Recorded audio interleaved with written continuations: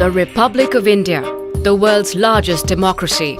India borders 6 countries, has 16 official languages, operates the 4th largest railway system, the 3rd largest road system, controls 50% of the world's outsourcing industry, is the home of the Kumbh Mela, the world's largest human gathering, and runs under a single time zone, Indian Standard Time. Although only a third the size of the United States, India has almost 4 times as many people, is currently the world's 2nd most populous country with 1.2 billion people, and soon to be its first, overtaking China by 2025. Today, India is the world's 4th largest economy and growing. It will overtake Japan around 2015, America by 2040, and is on track to surpass China by 2050 to become the world's largest economy. Its population demographics are similar to China's 3 to 4 decades ago. India's massive growth potential lies firmly with its people. With the world's youngest population, India's median age is just 25, compared to 36 in the US and 43 in Japan. India's population of children under 4 is twice as big as the entire population of France, and by 2025, more than 55% of Indians will be of working age, accounting for a quarter of the planet's total workforce. With global economic growth being generated largely in part by the transition of people out of poverty, India's economic impact will be staggering. Currently home to 1/3 of the world's poor, around 40% of Indians live below the international poverty line. But with an economy predicted to grow at 8% over the next decade, India will see average per capita income increase from $1,500 today to close to $10,000 by 2025. India's middle class is set to explode, from under 50 million people today to around 100 million by 2025, largely due to massive urbanization. Delhi will grow by 50% from around 20 million inhabitants today to over 30 million by 2025. Mumbai will move from the world's 7th largest city to its 4th, and Kolkata will have an additional 5 million inhabitants. India today is poised to dominate the global economy over the coming decades by leveraging its young, vast, aspirational English-speaking workforce. But to capitalize on this potential, India must educate, invest, and open up.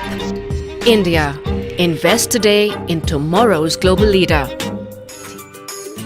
Let us take a closer look at the India Fellow Program.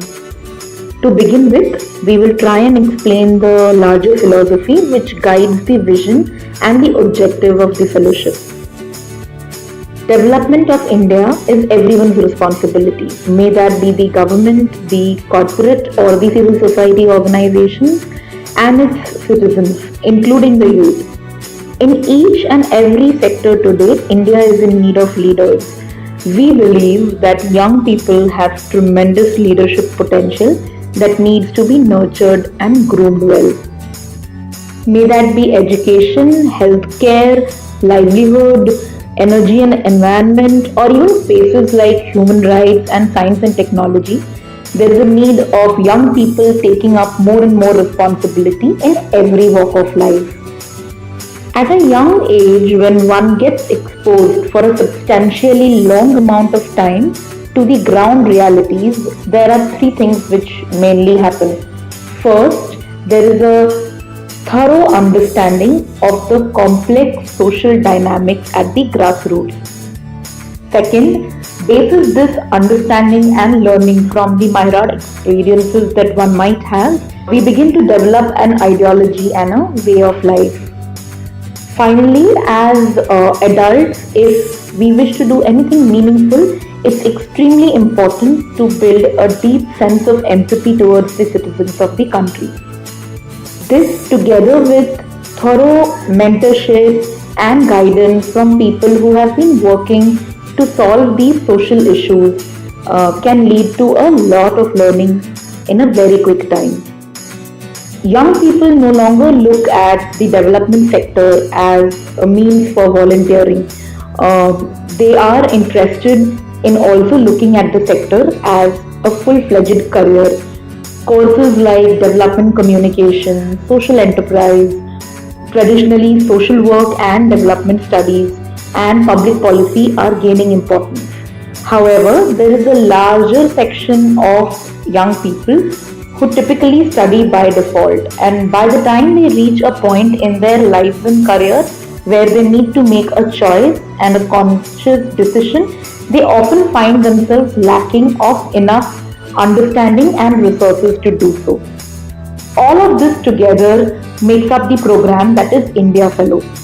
India Fellow is a 13-month long leadership journey, as part of which every year a group of young people join the program, and supported by a network of mentors, alumni, and resource persons, work at the grassroots with our host organizations. This kind of hands-on experiential learning leads to the development of deep insights and empathy, which we believe goes a long way in making them better leaders in the future, and therein lies our hope for a better society. We need to take a closer look at the design of the fellowship.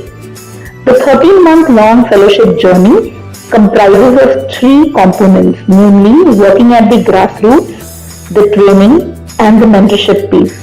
Across the length and breadth of the country and in different thematic areas, the fellowship partners with what we call our host organizations. Host organizations can be for-profit or not-for-profit with a social mandate. Along with the team of the host organization, the fellowship designs what we call placements or assignments. These are typically roles that organizations expect the fellow to play when they are placed with them. Our fellows have learned immensely during their journey by associating themselves with these organizations. As part of their work, they constantly engage with the community the organization works with, its team that the fellow is part of, and with the leadership of the organization for overall guidance and mentorship, along with peer learning from co-fellows and constant engagement with the program team through virtual learning platforms like online courses, documentation through blogs and reflective pieces, as well as activities like constantly sharing in smaller peer groups. The fellows' learning is accelerated.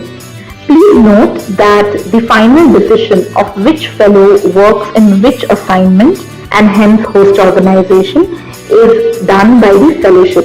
This is done basis the understanding of the project as well as the fellow's preference, background and experiences. All this information gets triangulated, and during the induction training is when the decision regarding which fellow works in which particular assignment is taken. During their stay with the host organization, our fellows are paid a stipend amount. While there is no fee to the fellowship program, the stipend also takes care that all the out-of-pocket expenses of the fellows, which includes accommodation, food and local travel, is covered by the fellow themselves, and they are not having to spend anything over and above. It is fair to say that there will hardly be any savings during the fellowship year. One can find about the fellowship's host organizations through our website. Moving on, the next critical piece of the design are the fellowship trainings. While learning is an ongoing process and happens throughout the 13 months of the journey in different forms and ways, the training component is 7 weeks long. This training happens in 4 trenches.